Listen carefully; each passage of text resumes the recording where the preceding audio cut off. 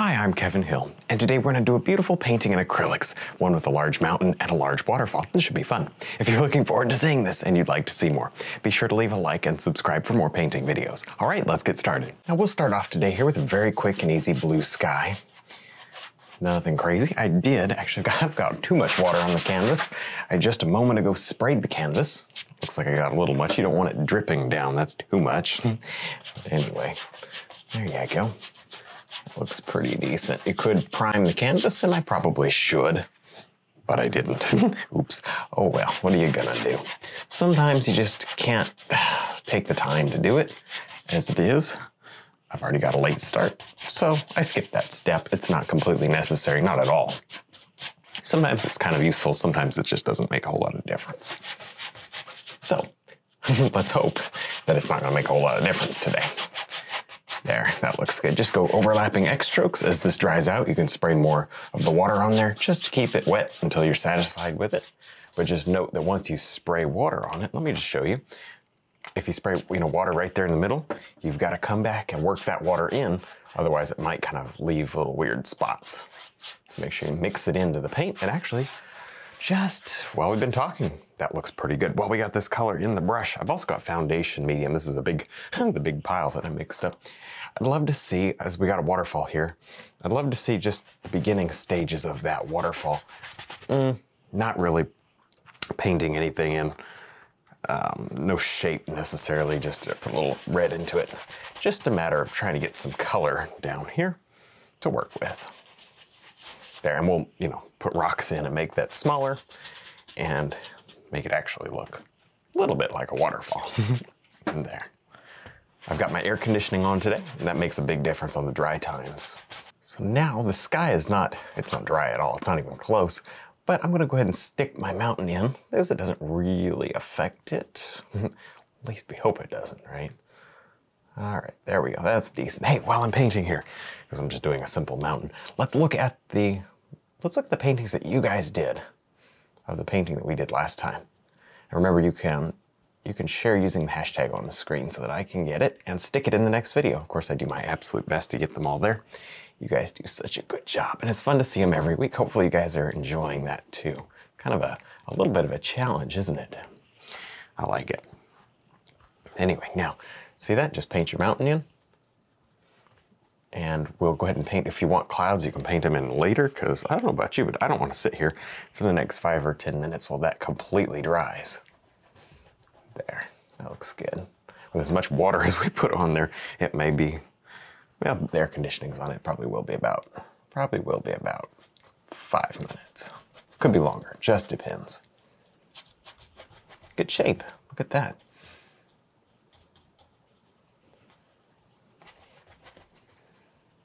Maybe it goes up and then back. Oh, I like that. Good stuff.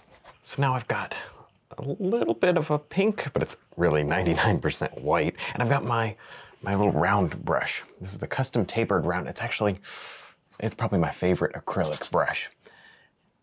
It is so unique. And I know I've seen it on the videos, and it just doesn't look all that different. When you get one in your hand, you'll see what I mean. The bristles are cut at an angle. It's super, super wide, and it's cut at an angle. And you don't really use the point. The idea is that you use it like this, upside down with the side, and it gives you kind of some of these soft edges that are, used for dry brush blending that are so difficult with another brush. And anyway, so never seen one like it. I absolutely love it. So definitely give it a try. The link should be in the description of our website, where you can go and order one. There, that looks really good. Oh, wow, look at that, just a few moments and you really can get a nice little sky. Acrylic skies can be a little tricky. For me, they are sometimes a little tricky. But if you just are patient, work with them, don't work too fast and work in small areas, you can get it done. You'll be just fine. Oops, that mountain is wet. I don't think that matters. See, it just becomes kind of a bit of a shadow in the cloud anyways. Cool. Yeah, that works. We'll let that dry. Probably come back, just do the same step again, just to make it a little brighter. Now I'm gonna go ahead and drop in the snow on the mountain. Sometimes I do the rock. A lot of times I'll do the rock first.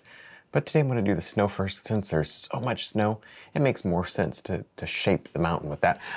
This is very much a white. It is just tinted with a little bit of mud and a little bit of red. So it's not pure white, and as it dries, you'll notice that more. You would notice it if I put pure white against it. You'd notice it a lot. There. That's good. Kind of just using what is like little choppy strokes. Just choppy strokes. Now, this is acrylic, this is water-based, and I've got absolutely no problem getting in here with my finger and just rubbing away those hard lines kind of at the end of your strokes. See that? You just grab them, fuzz them away. Good enough. Just knocks the sharpness off of them. Good. You can build this up in layers. Acrylics dry about a shade darker, as you know. Hey, somebody might be new here. You never know. Anyway, because of that, we may have to come back and add another coat, and that is something that's okay. Anyway, kind of drop that in. I'm trying not to go too crazy today with this mountain. It's a feature, but it's also not the only feature, and it's also just not that big of a deal. It's not like super, super rugged. I don't know. Maybe I'm not explaining that real good. Chances are, right? But that's okay. Who cares about the explanation anyways? There, that looks good. That looks really, really good. Okay, so what do you think? Should we get a little bit of, it's one advantage about acrylic, you drag your palette through it and you don't mess it up. Hey, with oils though, sometimes if you had something really thick and globby there, that would have been a little bit of a time to stop and fix it, wouldn't it? Oh well. There we go. This is great. Gotta have fun. Nice. Now, of course, you put in more than you want because some of it goes away when you go to do the rocks. Super quick. Not putting a whole lot of effort into this. Now I'm going to add on some of the rock highlight, at least. Yeah, that works. That is good enough. Some days you just gotta kind of stand here and concentrate and not say a whole lot. That looks good. All right, this is kind of a weird shape. Anybody have any ideas how to fix it? I tell you what, let's not worry about it right now.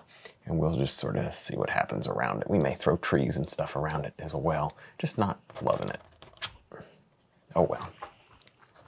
Hey, sometimes, in fact, more often than not, you're better off not stressing out about one part of the painting, but instead kind of think of the painting in the context of everything else.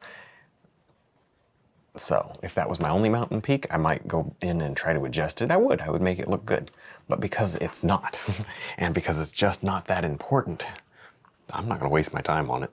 I really don't think it's gonna be necessary. At the end of the day, the painting project is gonna come out the same. There, so, but this area, right where my hand is kind of the center focus area, and that's where we're gonna spend most of our time trying to dial it in. That's where we're gonna make it look good. So there you go. Hopefully that helps because we don't have unlimited time on these. I know you don't have a camera behind you and you're not worried about, having 3 million hours of footage or anything like that. But we don't have unlimited time. None of us really do because you got other stuff to do. So the point is, if I can help you maximize what painting time you do have, that makes me very happy. Hopefully it helps. There, I'm just adding in kind of a brown in color to the cracks of the rock here. You could make it more purple, you could do more brown, it just doesn't matter. We have a lot of purple in the mountain. I think the brown really is a nice addition. There we go. A little more red. Red is a foreground color, don't go too crazy with it, but red and blue obviously are making a nice purple, so a little bit of it is more than welcome. All right, we'll piddle around here for a few more minutes. As you go down the mountain, I think my strokes should get a little smaller, make them tinier so we don't overtake that snow altogether. We want to keep some of that intact. Good. And over here as well. A little detail in that one. And this one, you can just shape your mountain as you go here. See that? Change the shapes. Make it however you want it. But do it kind of slowly, building it up instead of just all at once, and I think you end up with a better product because you get to make these little choices as you go. Now I'm going to drop in some little trees. I'm just using a little number 4 flat, and I'm using it sideways. See that? Not in like a pencil, but flat. What that does is, hopefully you can see, that automatically gives me a tree just by touching. Instant tree. Boy, that's easy. Now this mountain today is not covered in trees, so that's also a bonus. It just has a few select trees here and there. There, that looks really, really good. Sounds like a commercial. A few select trees. There, that looks really decent. Okay, now with those decent little trees in there, let's go ahead and maybe start just bringing like a tree line down here. Just to help, just start coming forward, right? Let's darken it just a little. There we go, just a little more almost black, brown in there. Yeah, a little more of our ochre. And we'll just, it will dry out a little darker, so I don't know. I might just add a little more red and blue to it. There we go. And we'll just create something that's a little bit larger, a little bit darker, and so it's a little closer. Perfect, just covering right along the edge there. Cover that edge up. You may need to add just a little water or even a little foundation medium to get this to kind of flow right along for you, depending on how much paint you've got in your brush. There. We'll just scrub that down and call it good. How's that? Pretty straightforward today. Wow. Gotta love it when it's pretty straightforward. Actually, I want that a little taller, get a little more action going. All right, I think we can work with that simple tree line, but I think it works. Now, before we go too far with that background, it's almost done, but we'll need to do a little more work. I would love to see some rocks happen here. So we'll sketch them out first to make sure we like them before we just start plunking in a lot of dark color that you just have to cover up if you didn't like it. So there you go. Our waterfall maybe from back there. A big section of it could come from back here, so we will have to fill a lot of that in with trees right here. So I kind of like that rock there. Yes, there, that works. Perhaps a little bit there, a little bit here. You see there's not a whole lot of, this isn't very scientific, not a whole lot of precision going on here. We're just kind of closing our eyes and throwing it in as best we can. And however it comes out, it's going to be good enough. How's that? Oh, yes. Hoping to drive somebody nuts today because there's just too many of us. Well, not me. Too many of you guys that are way too serious about your paintings. You got to get in here and have a little fun. Otherwise, there's no point, right? You got to have a little fun. That doesn't mean it's not challenging sometimes, and it's not necessarily a lot of fun when it's not going your way.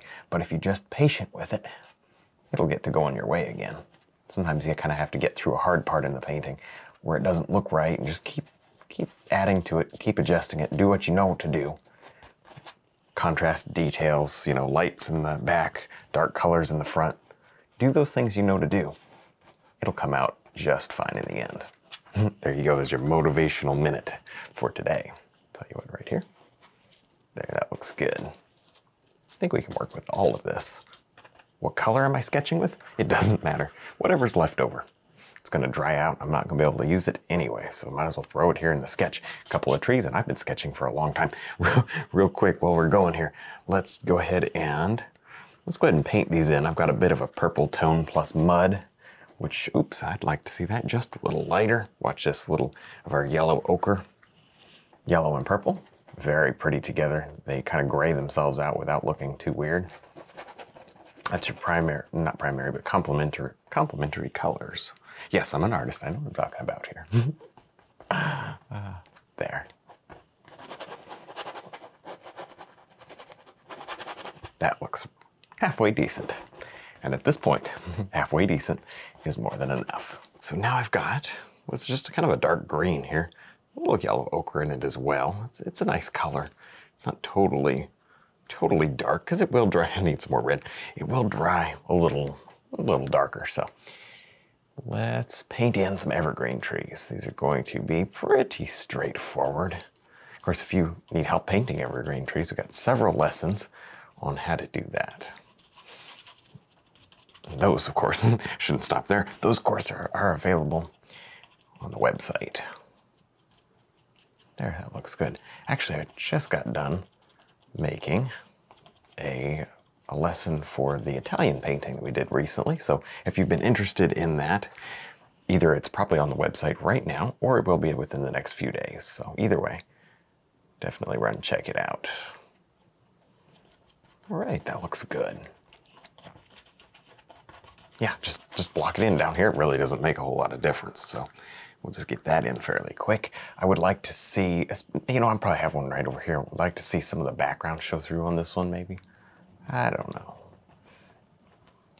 There, just something maybe a little more sparse. I think that works.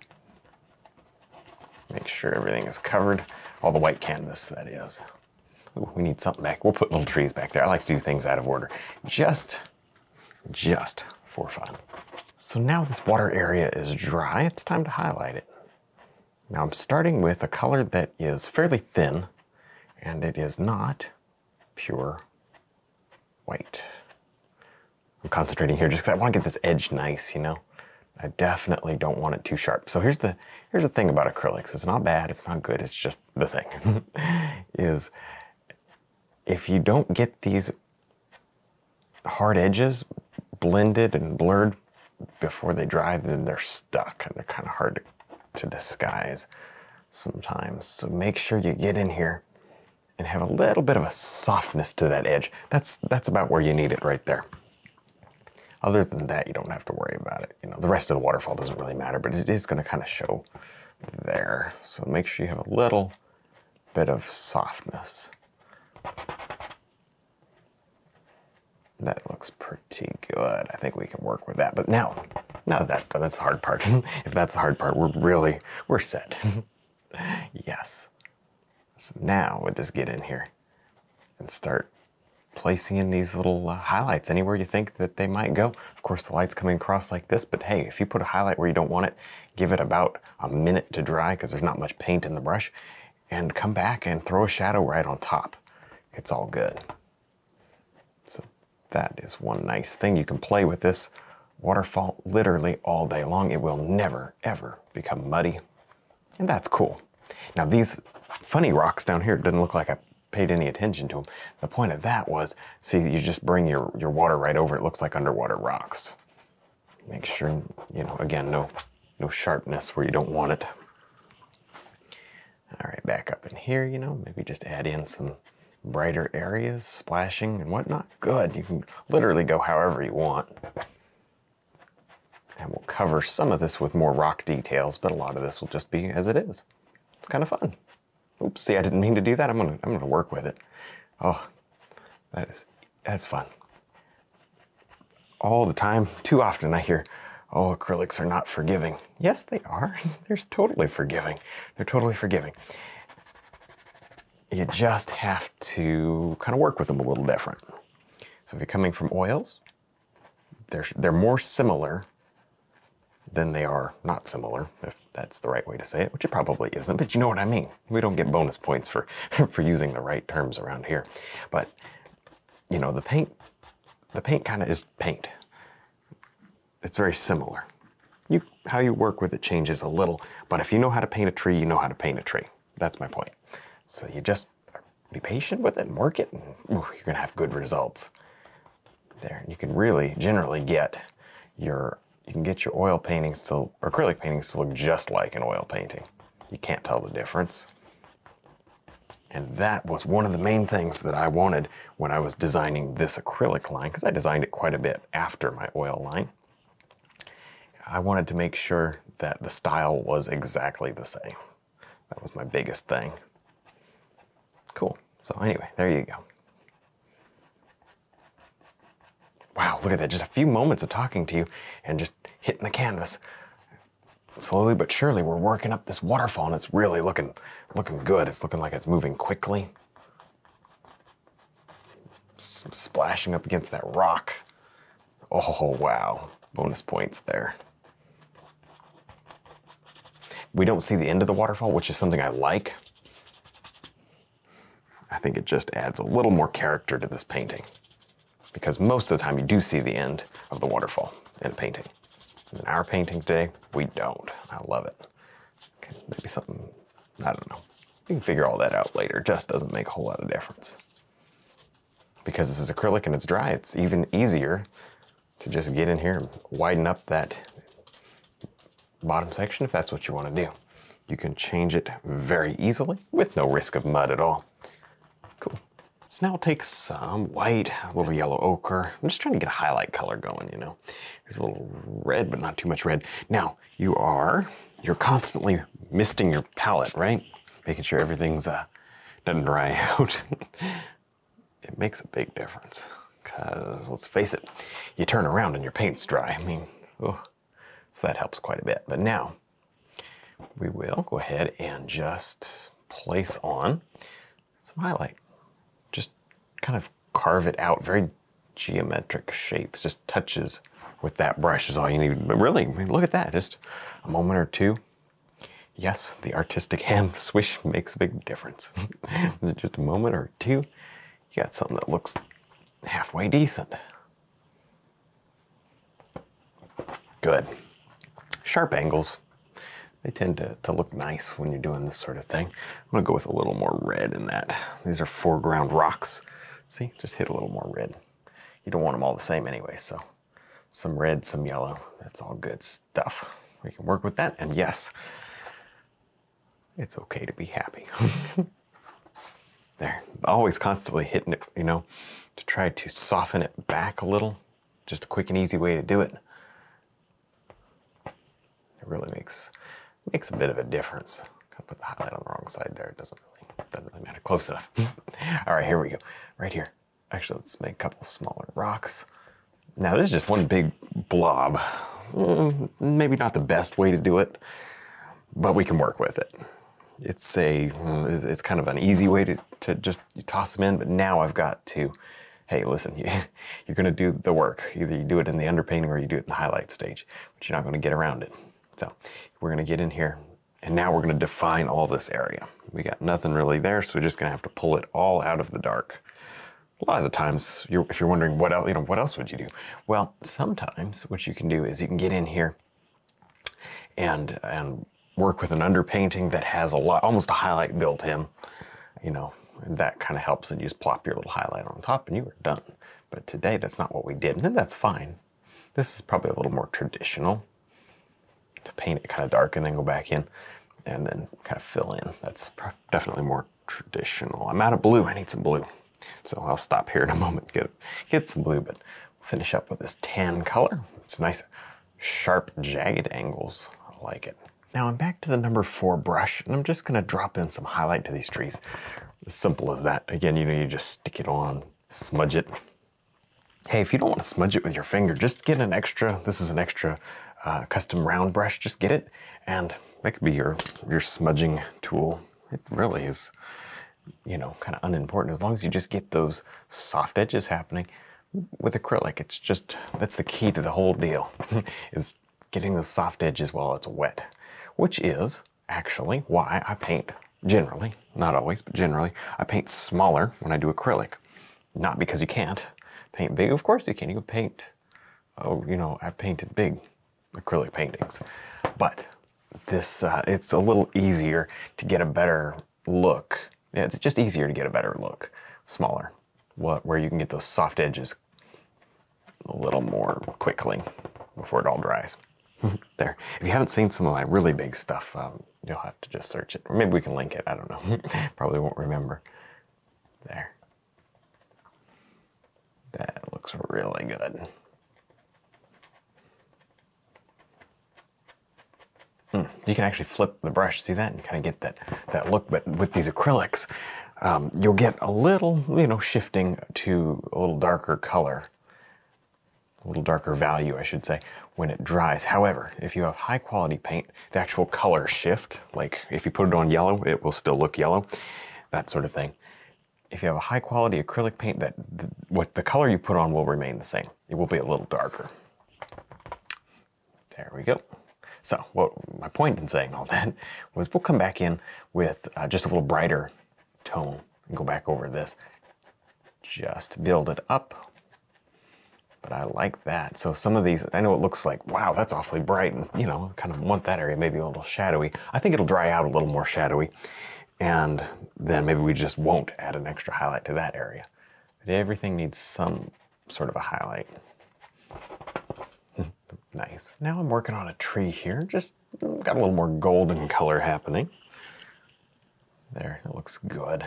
Actually, this is one tree that was already there. I just took it, made it bigger, and brought it down. The reason? I just felt like it needed. In fact, I think I planned it. If I'm not remembering wrong, I had this thing planned. And so here it is. There we go. Yeah, that's just about what we want. Now I take a little flat synthetic and get a nice, any kind of a warm color. I'm just gonna pick one at random and just hit the trunk. Hey, look at that. That's pretty rare. It happens from time to time. That's me being wild. Slopping paint everywhere. It does happen. There. That looks decent enough. It's just doesn't need to be overdone, you know. We may even want that to slip into shadow as we come down here toward the bottom. That could be interesting.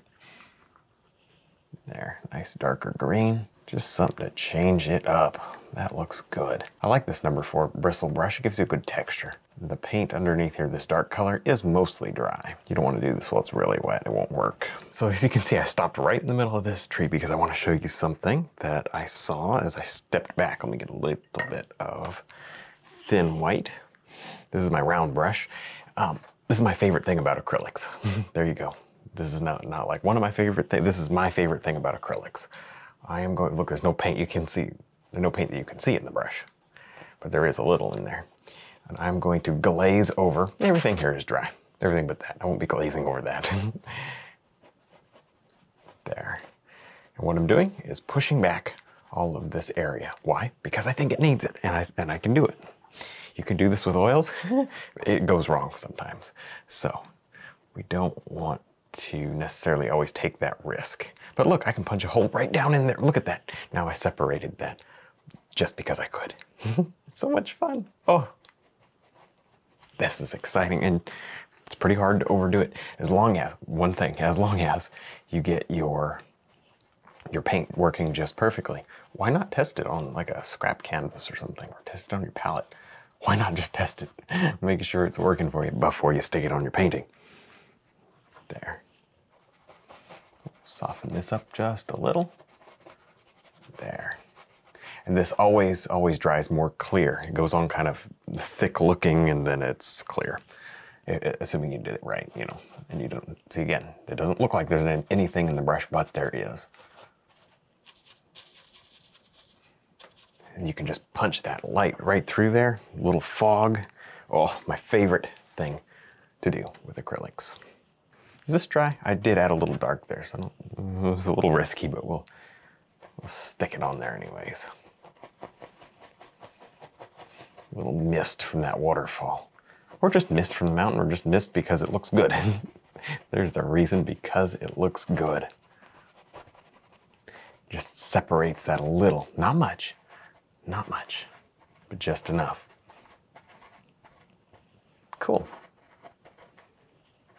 Even a little right in here. Yes, you can do anywhere you really do it wherever you want. Wouldn't actually hurt to soften the bottom of some of these rocks as well. Actually, I'm pretty happy with that waterfall, so we won't mess with it too much. But anyways, I wanted to show you my favorite acrylic painting technique. This is it. It's called dry brush blending or glazing. I think dry brush blending is probably the most common way to describe this. So I have just a little yellow ochre light and white together. And I'm just going to touch on the feeling of a little more glowing light. Not, you know, nothing crazy. We're not oil painting here. I can put my hand down if I'd like to, get a little more stability. That's one big bonus, isn't it? Of course, you don't want to be tight when you paint, but sometimes a little stability never hurt anything. Yeah, see how that just gives it an extra color, and I actually think it's kind of helping it glow. The light's coming through, as you can clearly tell, and this painting is kind of glowing, and I'm loving that about it. So a few, these could represent maybe drier limbs or just sunlight. It doesn't matter. Whatever your viewer thinks it is, whatever you do, don't correct them. just let them think it and be happy. Be so happy that you did good enough that people want to stand there and look at your painting and make, things up about it or let you know how they connect with it. That's really cool. That happens actually quite a lot. You'll find as you share your paintings with people, oh, this reminds me of somewhere that it definitely wasn't supposed to be. And that's great. That's even better. Even better than trying to match somewhere specific is if you didn't and you did to somebody. That's really cool.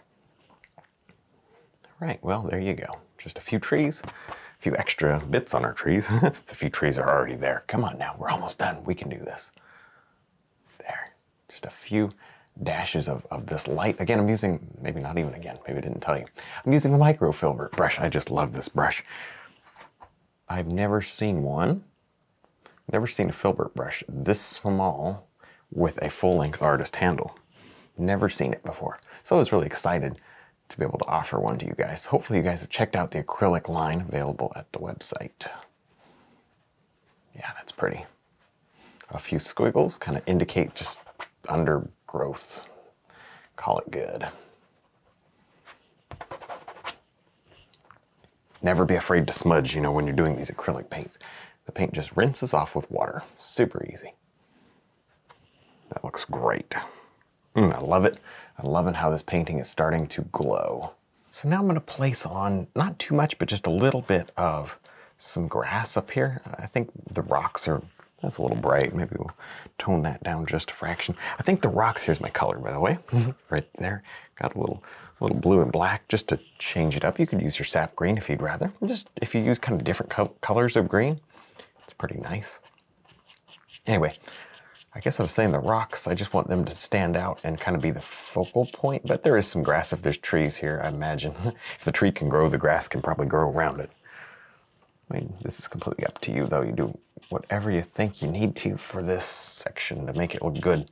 Can't wait to see your version, actually. And you can do it in oil. If you're not an acrylic painter, definitely do your own version in oil. Nothing too crazy, just a touch here and there.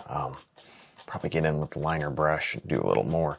Some of this needs an underpainting. We'll throw that in afterward because, of course, that is completely out of order and the wrong way to do it. So that's the way we're going to do it. Oh, I just love it, don't you? Some of these little bushes and stuff really helps to finish out this painting. Sometimes the last thing you do can make the most impact. We say that a lot, but it's true, Sometimes it kind of looks 75%, and then you do these last little things and it pumps it up to a finished painting in a matter of moments. And for some of us, that's what we need, just a few tweaks at the end to make a completed painting. And then sometimes that's not the case. Sometimes it's going good all the way through. It just depends. But in this case, I think just these last little touches are going to really make a ginormous impact in the whole deal. So there you go. Make sure you get them in and don't forget about them. It's easy to just say, oh, I'm done. Put that last 10% in and watch that painting transform, right? That's pretty. That is pretty. Some of my colors are dried. I'm just literally, I'm at the end. I'm using what I've got and we'll use it up and be done.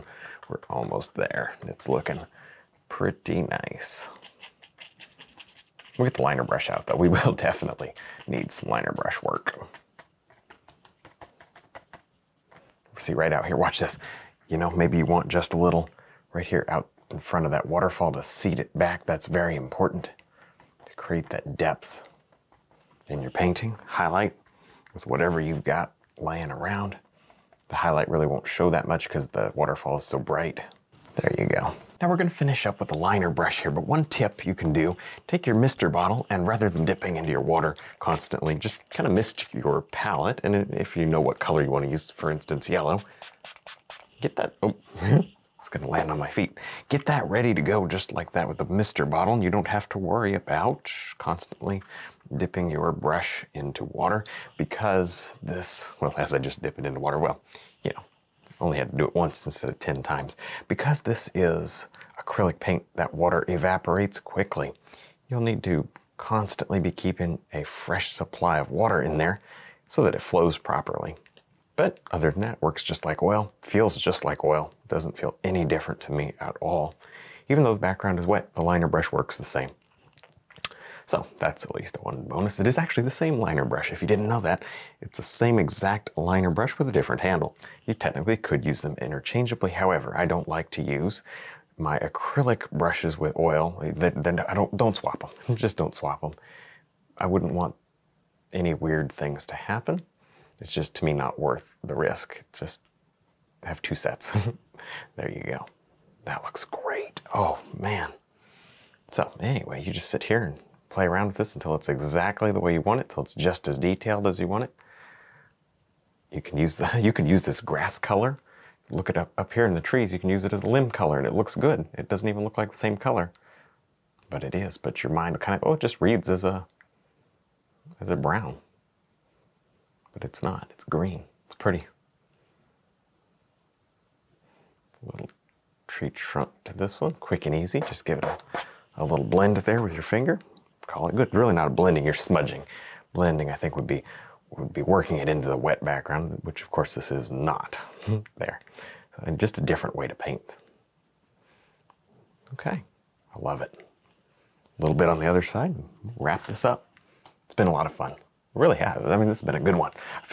I feel like I've actually taken longer on the details than I was planning to, but it was well worth it.